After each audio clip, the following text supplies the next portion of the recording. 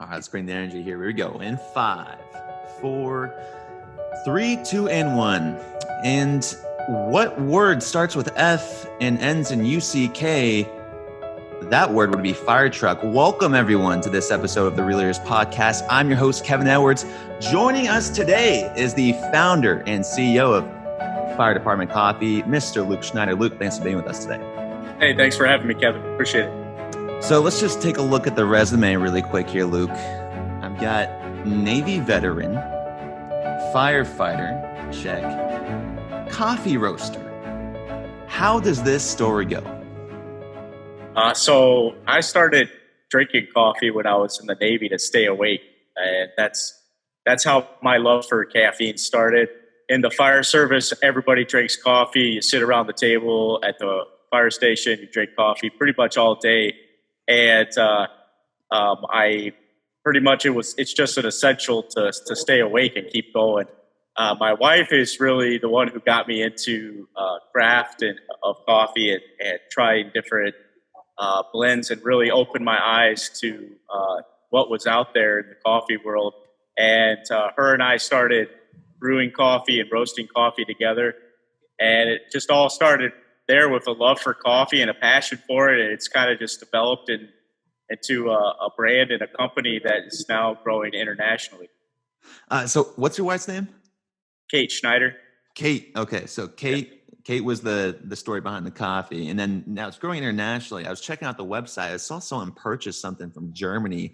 What was like the first purchase you had on the website? And what's like one country that you were a little bit surprised by? I don't even know if I can. I don't know if I can look back on when the first purchase was, but it was probably in somewhere in Rockford. That's where we're at. That's where we've started, and we're here in Rockford. I'm a Rockford firefighter, and that's kind of where it all started here. So for the average pedestrian listening to this, where is Rockford, Illinois? What are the two cities it's close near? Rockford, Illinois is in between Milwaukee and Chicago. We're northern Illinois, and we're a population of about 150,000. And it's a great city. Love it. So I mentioned this earlier, Luke. You said Navy veteran, and I'm looking into kind of what your role was, and your role required a lot of leadership. Maybe describe to our audience, just break it down, unpack kind of your role in the military, how long you were there, and some of the lessons you learned along the way. Yeah, I was a shipboard firefighter in the Navy. I was on 2 different ships. Learned a lot about just life in general. Some of the challenges, working with teams, and it's essential in the military or any team environment, especially fire service. It's a paramilitary organization. If you don't work well as a team, that you don't function properly. So it's really important for everybody to be carrying their weight and working together. And you know what they say all the time, you hear it all the time, is that you're only as strong as the weakest link, and that's so true in team environments. So just getting everybody on the same page and having good communication. And so is this when you started drinking coffee, because you were working so late, because of maybe the high pressure environment, or just the hours on end?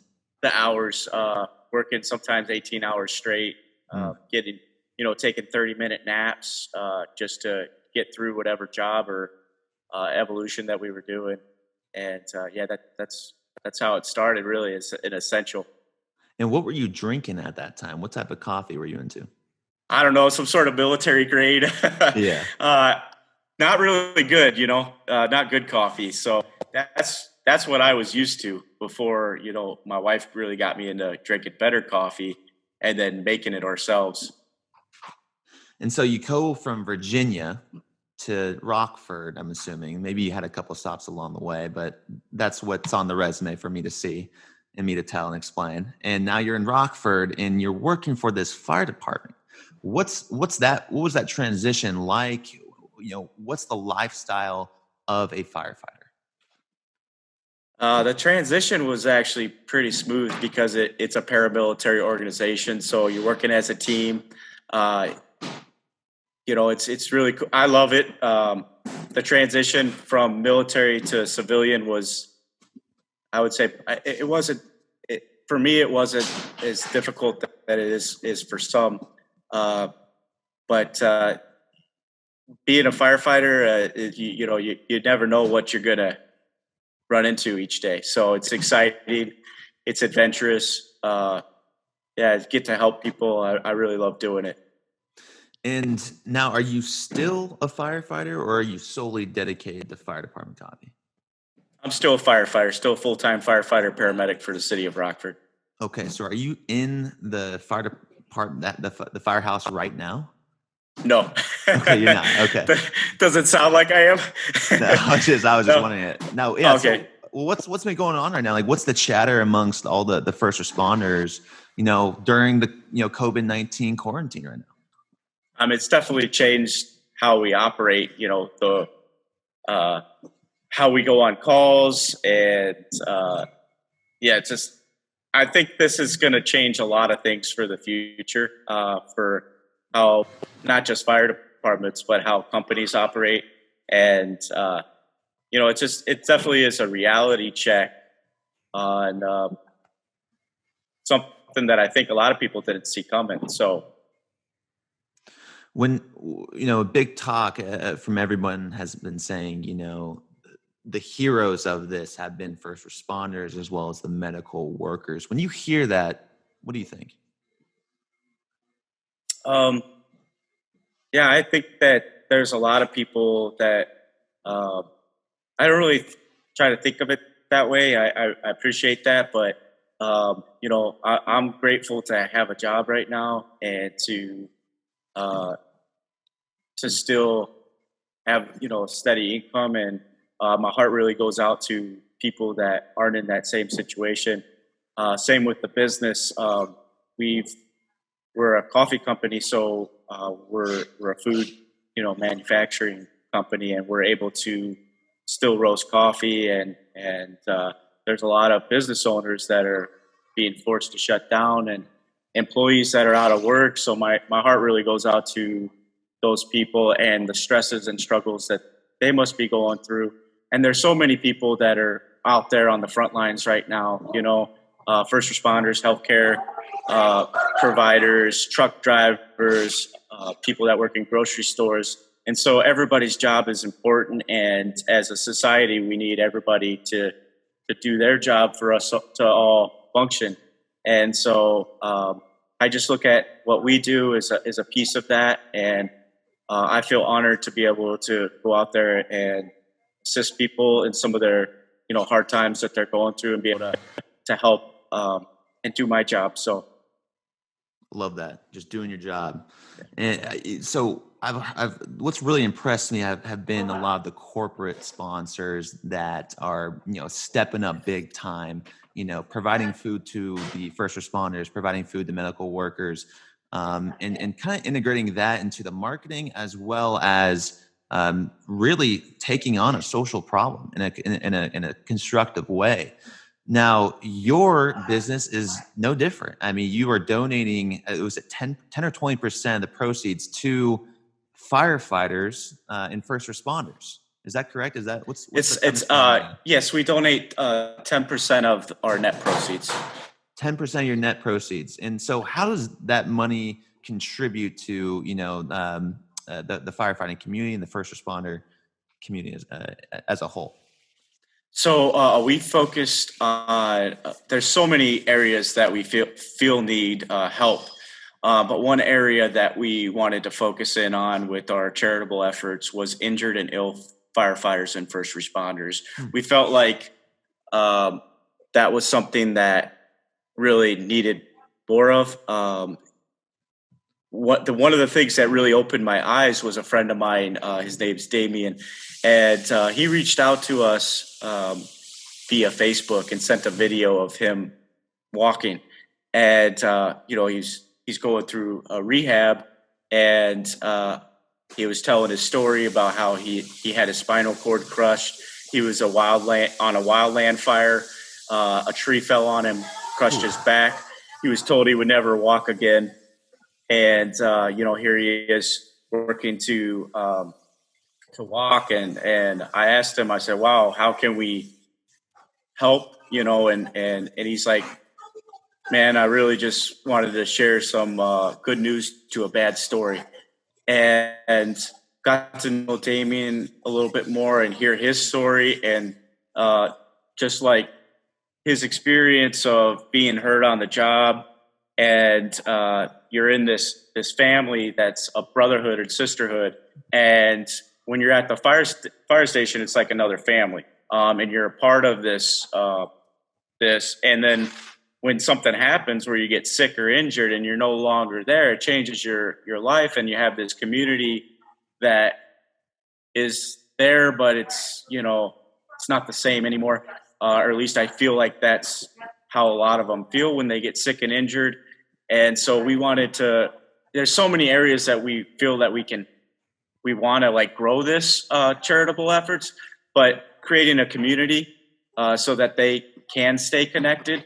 So that's one thing we want to work on. And also, not only that, is sometimes they're dealing with financial issues on top of the physical and the mental issues from having cancer or being sick or injured from on the job, and having our own charitable foundation, because we started the Fire Coffee Charitable Foundation.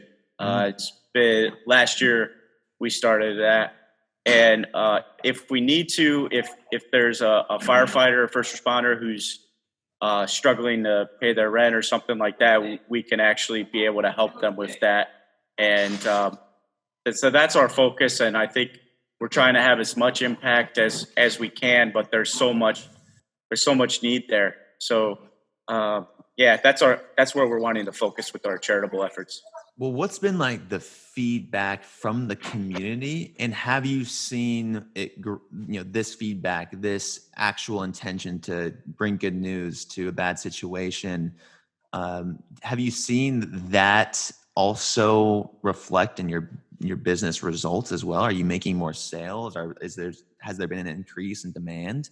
And what's, I guess, just overall, like, what's like the feedback been from the community? It's been really good. We've had a lot of support. Recently donated $5,000 to the Firefighter Cancer Support Network, and we're constantly trying to support other charities that are connected to helping firefighters who are sick and injured. And I feel like people feel good about not only does the coffee, do they enjoy it, but they can feel good about supporting a great cause with the purchases. So the feedback's been excellent. Do you think it'd be possible for a non-firefighter to create a duplicate model of fire department coffee? And why or why not? I don't know. I don't know if it would, I don't want to say nothing is impossible, but I don't know if it would be authentic, and we're a company. Sorry about that, but we're a company that's run by firefighters. I'm a full-time firefighter. Our vice president's a full-time firefighter. Our chief operating officer is a full-time firefighter. Our chief coffee roaster is a retired fire captain. So this is who we are. This is what we do. And before we're business owners, we're firefighters first. And so, I don't want to, just to answer your question again, I don't think anything's impossible, but we're more focused on what we're doing, and I don't know that it wouldn't be impossible. But well, the reason I asked is because a lot of the businesses that I had the opportunity to interview, the big selling point for them, or big unique value proposition for them, is that their core values have maintained consistency since the inception of the company. So everything they do has been around that social or environmental intention, that purpose, the purpose to bring good news to a bad situation, to provide coffee to the hardest workers in America. So that intentionality is what sometimes gets left out of textbooks and doesn't really get shown. I just wanted to hit on that point as well, but I'm really curious about the production. And for those listening on audio, I've got a couple bags of coffee with me right now that Luke sent over in advance before this interview. So I want you to take me through step by step the world famous spirit infused coffee that's made me jittery today. Like not jittery, I'd say just I'm like amplified, Luke. Like let me just go on a tangent here really quick. It's like that one time when like you get like your little brother drunk for the first time, and like you look over at him and he's just like laughing at himself, you know. That was me this morning. I tried some of this coffee and it's very smooth and it smells kind of like an Irish coffee. And I'm like walking around the house, my roommates are cleaning, and I'm just like, we got this brand new puppy, Luke. It's so cute. It's like 8 weeks year old. And I'm just like throwing it up. And all of a sudden, like my roommates come over, like, Kev, man, what are you doing? I'm like, man, I have no idea, but I'm like jacked up right now. Like it was a subtle jack up, but like I'm sure you can hear my voice right now. I'm pretty amplified. So walk me through this process, Luke, of how these beans got inside this bag. Yeah, thank you. I appreciate your excitement about it too, and I'm happy to hear that you're enjoying it. But we started our spirit infused process. It's proprietary. It's the world's first. We started by doing barrel conditioning coffees in barrels. We didn't like the process because it was inconsistent. You have different moisture levels in barrels. You have different char levels. And the results weren't as great. So we wanted to try to just infuse the spirit directly into the raw coffee before we roasted it. And what we found is it was a cleaner, smoother flavor. It's not too overpowering, just the right amount of the aroma and the flavor without overpowering the coffee so that it's not like boom in your face. I'm not a big fan of flavored coffee. This is more of a kind of just a craft that we developed and refined, and it's really unique to one of the coffees that we do. And we have a bourbon rum, Irish whiskey, which we use Egan's Irish whiskey, which is phenomenal. It's some of the best Irish whiskey I've ever had, and it's actually the best Irish whiskey I've ever had. And then we're doing we're coming out with a cinnamon whiskey. We do a tequila. I don't know if I said rum already, but we're going to be releasing a few different ones here and there. And actually, we're doing a Canadian whiskey as well, because that one's going to be releasing soon, because we just drastically lowered our shipping prices to Canada. And we're excited to get coffee up there to our brothers and sisters up north. So I read online it's like the world's first spirit infused coffee. Like, are you allowed to share like how you like infuse it with a spirit? That's proprietary. Oh, that's proprietary. Yeah. Okay. But okay. we do cool, let people know. Thank you. We do let people know that we infuse it prior to roasting, and then we roast it. So that's interesting. You have an intellectual property or a proprietary. You have a trade secret. A trade secret. I did some patent research when we started on it, but the patent attorney that I talked to said that he thought that we could patent it, but at the time I just didn't have the resources. And this has been now it's been years, and once you put something out in the market, I think you have 2 years to patent something. So it's been past that. So it's just trade secret to us. It's proprietary, and I think that might be the best way to keep it too. Sure. Yeah, because it's great. It's really good. And I left it in the coffee pot, and I went downstairs, and there was a new batch in there. And because I don't have a grinder, or at least I didn't think I have a grinder. But for those listening out there, if you have a blender, it works just fine too. You can just throw it in a blender, chops that stuff up. But I left it in the pot, and I go downstairs, and my roommate's like, I'm like, hey, did you try the coffee? He said, yeah, bro, like, what's in that? I'm like, hey, it's, he's like, I'm like, well, what'd you think? He's like, it tasted like an Irish coffee. Like I was searching for the alcohol. And I was like, no, man, there's no alcohol in it.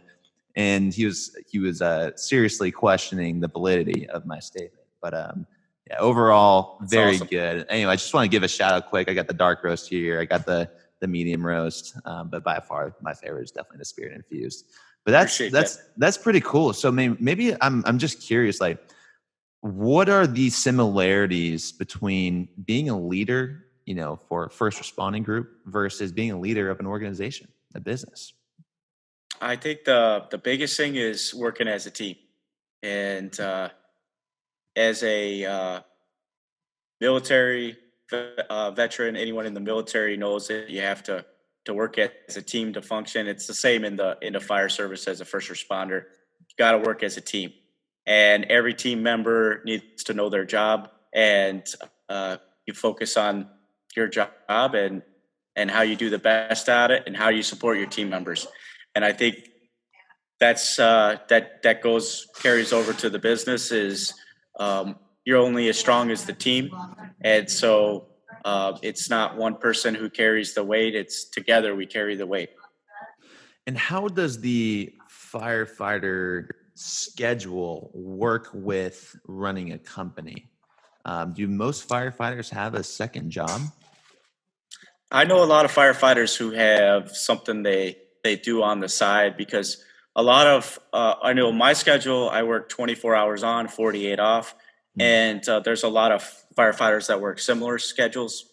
But there is a lot of firefighters that have side businesses, and it's worked for me. It's definitely been difficult with family and having a business and the fire department, but now that we've been getting more established, we've been able to build a team better, and I'm able to focus on business development and the overall company and focus on our goals. And I have an amazing team that helps make it work. So, and an amazing wife as well. Wouldn't be possible without my wife. She takes care of our kids and she homeschools, and that's wouldn't be able to do it without her support either.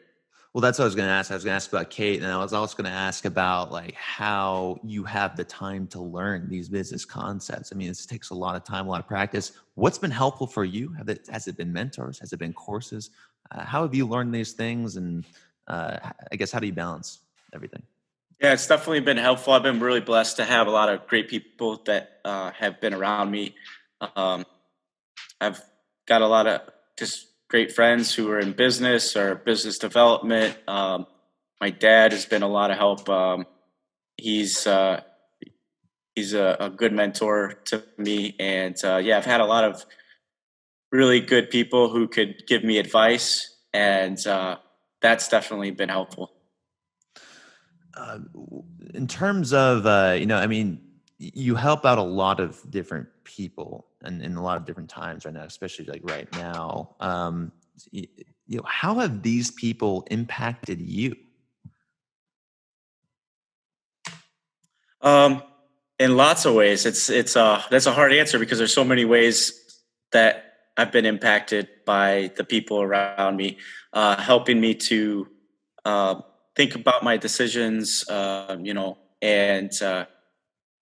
the way that people, someone might see something might be different, and it's good to hear other people's advice, but it's also, I think, great to see the vision and the path, because there's a lot of people that will tell you a lot of things, and I think it's great to sound in on that advice and that direction. But I think it's also very important to make decisions, discerning, but also to know what direction you want to take it. I've been impacted in many ways by the people around me. I've just been really blessed for that. Luke, a lot of entrepreneurs say the thing that doesn't get talked about enough, I guess, are the struggles, the challenges, the mental games that come along with building a business. What have been some of the struggles and roadblocks for you? For us, it's been, or for me personally, I think managing personal life with family and just time management, because when you're working all the time, I mean, there's a lot of people that I think want to start businesses or grow businesses, and it's a lot of work, and they find out that it's a lot of late nights, it's a lot of times starting in the beginning. I was the roaster, the bagger, the shipper, everything, doing the financials, and love it. I don't do any of that anymore, but I still have, I still get to be involved in it. But yeah, it's a lot of work, and I think managing time and trying to do too much because at the beginning you kind of have to, but as soon as you can start to get people that are really good at what they do, that's the way to go, because finding the right people is key. And we've been blessed to just have the right people at the right time come in and help us grow this thing. If you were to remove the donations to firefighters, if you were to remove the dedication to firefighters, would your business cease to exist, or would it still be able to operate? That's a good question. I think our business has been successful because of our mission and our focus. And yeah, I don't know. I mean, I definitely don't have all the answers, and I don't want to ever sound like a person that has all the answers. So, everybody's disposable. I mean, the people that think they're, I don't want to say disposable, that's the wrong word. Invincible. Nobody's invincible is what I meant to say, because as soon as you think you're indestructible, you find out that you're not. So um, I don't have all the answers, and I definitely am not perfect by any means. So I don't know. Well, that's okay. I don't have all the questions either. There's two of us. So as I'm blanking on the next question, I am curious though. I mean, someone did tell me this was a leadership podcast, Luke. So let's maybe focus more on the leadership skills, advice for people right now, starting a company. From your experience in the Navy, from your experience as a firefighter and a business owner, what are some pieces of advice you would give to, let's say, an entrepreneur or a CEO of their organization who is struggling with inspiring and taking command of their troops? Lead by example. I mean, use the people around you to help you. Don't try to be a dictator.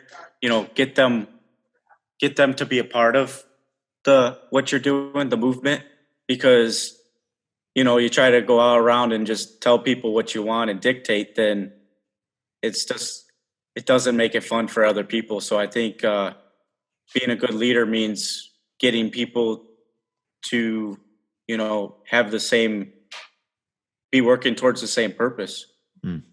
and without being a dictator. I really like that, and that's something that's easier said than done sometimes too, right? Yeah. So Yeah. it's interesting because like you interview so many different leaders, Luke, right? And like you get all their answers, and there's no one answer for the same question. And then you try to apply it yourself, and it's still really difficult to do. It's something that takes a lot of time. I guess through starting this organization, have you seen your leadership skills grow over the past couple of years? I hope so. Yeah, I think so. I'm pretty sure. Yeah, I definitely have gained a lot of experience and from this that I didn't have before. I really am enjoying the journey and the experiences that and the people that I am getting to meet, and the relationships that we're getting to grow. And yeah, it's been a fun journey. And I think if I wasn't having fun and enjoying what we were doing, then why do it? But yeah, I What's don't the know if I vision hope going? I What's the vision going forward?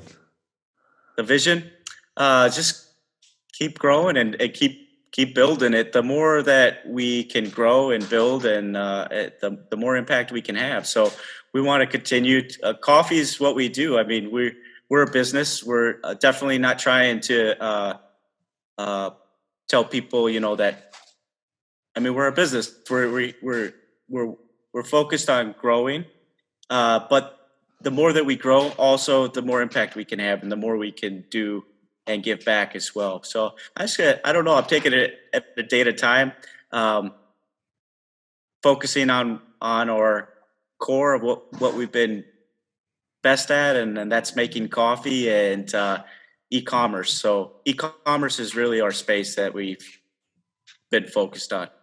All right, let's switch gears a little bit. You are a firefighter. I just want to get like your stance. Like, what's your take on all this that's going on right now? We're all in quarantine right now, and as a first responder, as a paramedic, and someone that can just maybe give some advice. What's your stance on everything that's going on, and maybe give some advice for our listeners out there? What do you mean? Do you have like a stance on if people should be staying inside, social distancing, and how do you think that we are going to see any changes sometime soon? Do you think we can stay inside and be quarantined for another year until a vaccine's made? Like, what's like your whole take on kind of what's going on right now?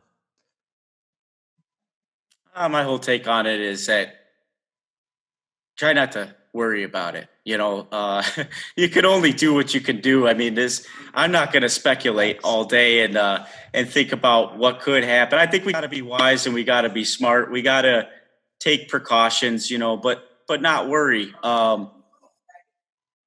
I feel like one of the things that has given me peace, and I hope that this could give other people peace, is that I'm not taking anything with me when I'm gone. When I leave this world and I die, then I don't get to take any of it with me. So I have peace in my faith and what's going to happen when I'm gone. I'm a believer, and I have peace in that. So I have peace in the fact that I don't control everything.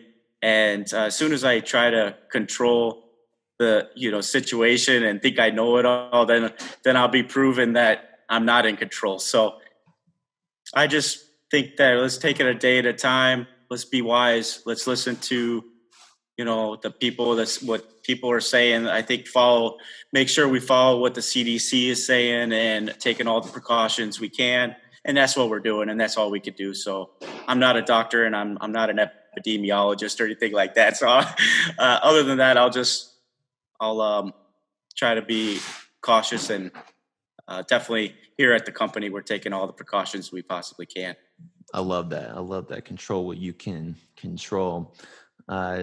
Luke, you've mentioned a lot of leadership traits, being humble, controlling what you can control just now, and working together as a team. You're only as strong as your weakest link. From all of your experiences in the Navy, in the firefighting, as a business owner, as a father, to you, Luke Schneider, what is your definition of a real leader? So I think a real leader is somebody who can